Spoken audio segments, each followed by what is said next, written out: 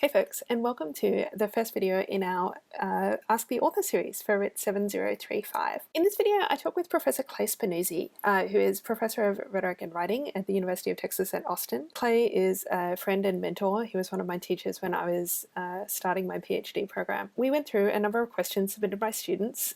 So we talk about how Clay got into technical and professional communication research, what it is that makes co-working so interesting and so special, and what we think might happen in our post-pandemic future, what those likely effects of the rapid shift to remote work that we saw with lockdowns around the world, what are the likely effects of that, and how is that likely to change the remote work and co-working landscape?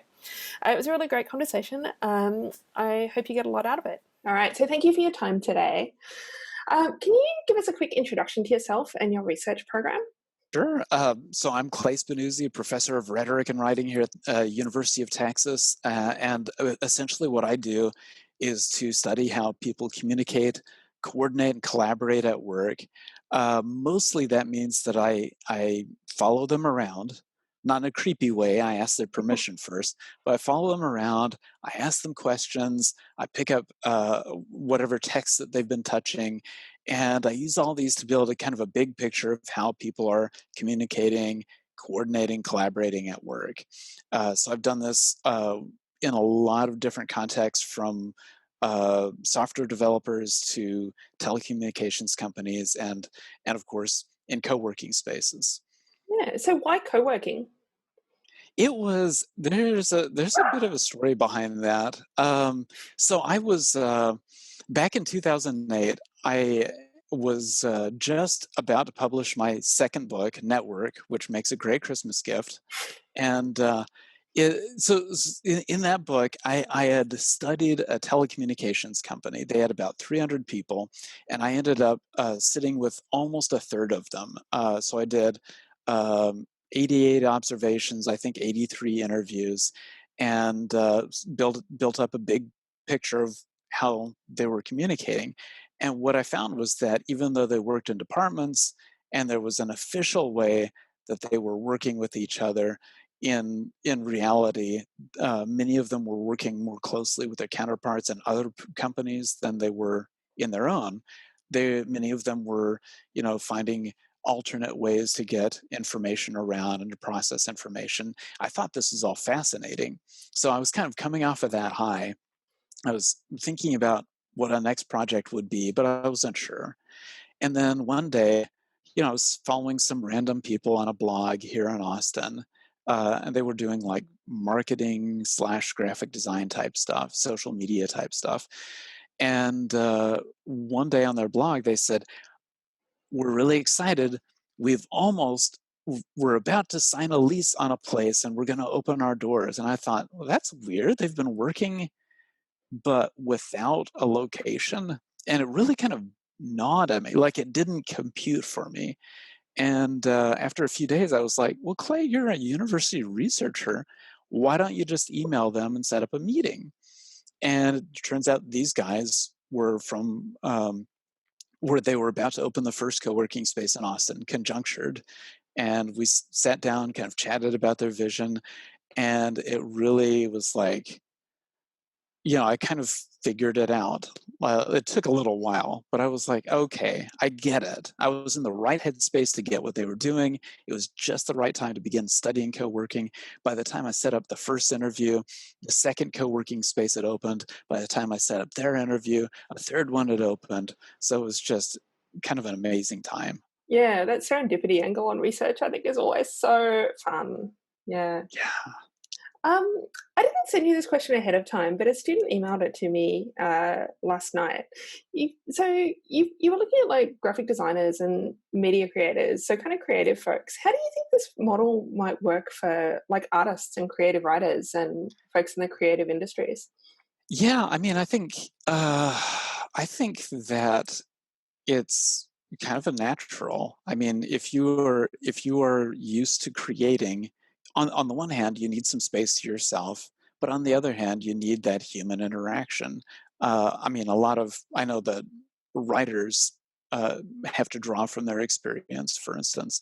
So how do you get that? Well, you could go to a coffee shop, you could go to other public spaces, or you could go to a co-working space, and you'd see people who are maybe a bit more stable.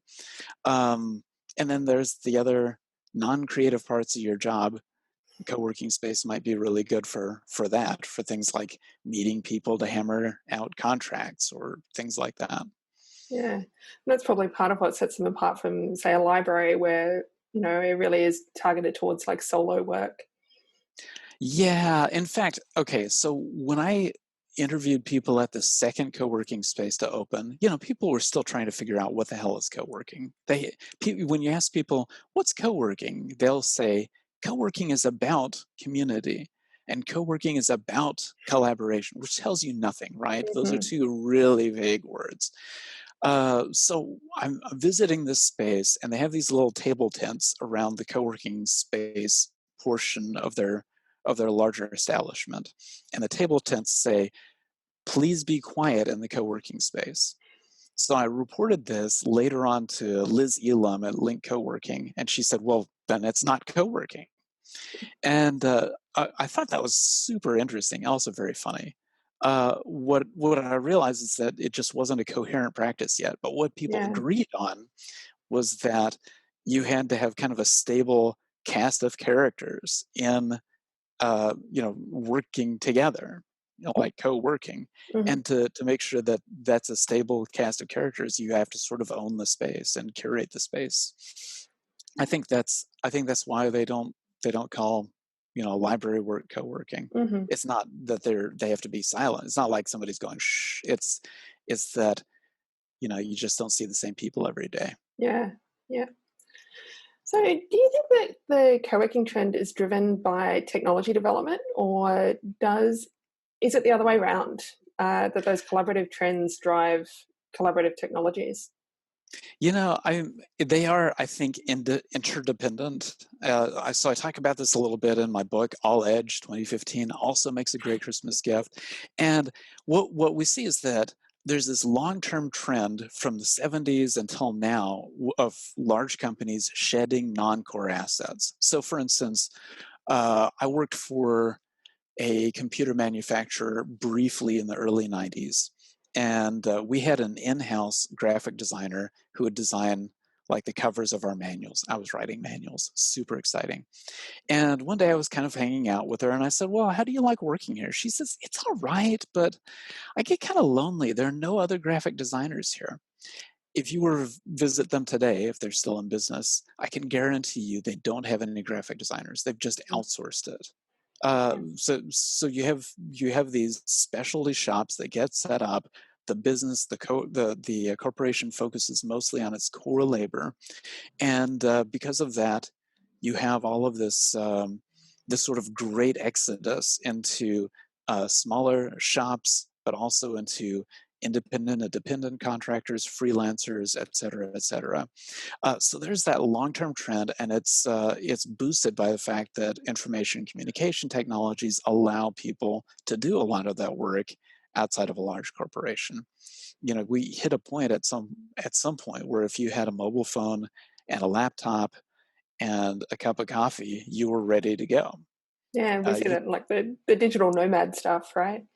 right, exactly. And that word nomad really kind of puts the point on it. A lot of people don't want to be nomads. They want some sort of a home, Mhm. a work home, and they they don't want it to be where they live because otherwise they work all the time Yeah. or they die of loneliness. And I've been thinking about that so much with the remote work, the productivity boosts of being locked down that everyone's plugging at the moment. Oh, it's great. Everyone's doing so much work. No, that's Yeah, bad. Like, give us a it's kind of break. scary, right? Yeah, like, oh, it cuts 2 hours off my commute. That's 2 more hours I can spend working. Yeah. That's not it. That's not it, Chief. Yeah. I want to add one other thing that I did not realize at the time of writing the article, but I kind of figured out later on. You remember 2008? Something else happened in 2008, which is that we had a huge, huge financial crisis. Hmm. And So a lot of businesses cratered, a lot of others had to cut back and fire people. So when let's say you're in a 2-year lease and you're 1 year into a 2-year lease, you fire half of your staff, you've got a lot of extra capacity, and you're like, this is just weighing me down. A lot of those people decided, well, we'll take that extra capacity and start a co-working space. At least we'll get a little something back. And then, there's a lot of office spaces just empty. And so they're renting it out for peanuts. And so you have people who are working from home and think, well, that's pretty cheap. I'll go ahead and open a co-working space. The economy recovered after that. And if you take a look at where co-working spaces, were up until March of this year, you'll notice that co-working spaces, I think, look a lot different from those little mom and pop operations. They have to deal with the higher cost of leasing office space, and they have to deal with the fact that the co-working proprietor, you rent co-working month to month, and that means there's no real stable income Mm-hmm. streams. So the co-working spaces now, my collaborators and I looked at them in 2019, published a different article, Mm-hmm. and basically realized, you know, the co-working spaces that survive are the ones who find other stable streams of income. So you have a co-working space that's associated with an incubator, or you have a co-working space that's associated with other mixed-use office space. Mm-hmm. And so it's no longer like, four guys just out of college and want to recreate their dorm experience. It has to be a business. Now, after COVID, who knows what's going to happen? I think we're gonna see a lot of cheap office space, so maybe it'll have a renaissance. Yeah. Yeah, I mean, that was our next question. One of the big speculations here in Australia, where most of our industries are concentrated in like a handful of cities on the coast. Something like 80% of our population is just on like one little stretch along the east coast. Wow. Um, and so alongside that, we have like massive affordability crises in the cities with like lots of cheap land and houses, but no work in rural areas. So one Yeah. of the big speculations here is that post-COVID, that shift to more remote work might allow people to kind of live in these more affordable regions while maintaining work in the cities. Yeah, it's funny that you bring that up. I'm just going to jump right in, but Yeah. for two reasons. One is that I just saw an article today about what they're calling Zoom towns, Mm. places where, like, it's like 2 or 3 hours away from San Francisco, but people who work in San Francisco who have to Zoom into their business anyway, they just buy a house out there for peanuts. And so suddenly you see like red hot housing markets outside of large urban areas, which kind of makes sense as long as you have the bandwidth Mhm. infrastructure to make that happen. The second thing is that I've been working with the IC Squared Institute this summer to talk to people in rural areas about rural entrepreneurship. So I haven't been doing the field research myself. We sent out a lot of students to do interviews, and you see people like, who are usually, commuting to, let's say, an hour and a half to San Antonio, really thinking about, well, how do we build out broadband? But at the same time, and in the same breath, they're like, but I don't want my town to change. Yeah. The, there's that real push pull. I think we will, at least short term, see more dispersal like that. I think it could be a long term pattern. I kind of hope it is. I think uh, pushing everybody into the same city is probably not going to be super helpful for us. Yeah, not sustainable in the long term for sure. Yeah. Yeah. Um, so thinking like a little bit more broadly, what do you think are key takeaways from previous studies of remote work that we could take into 2020 and as we look into like a post-pandemic future? Yeah.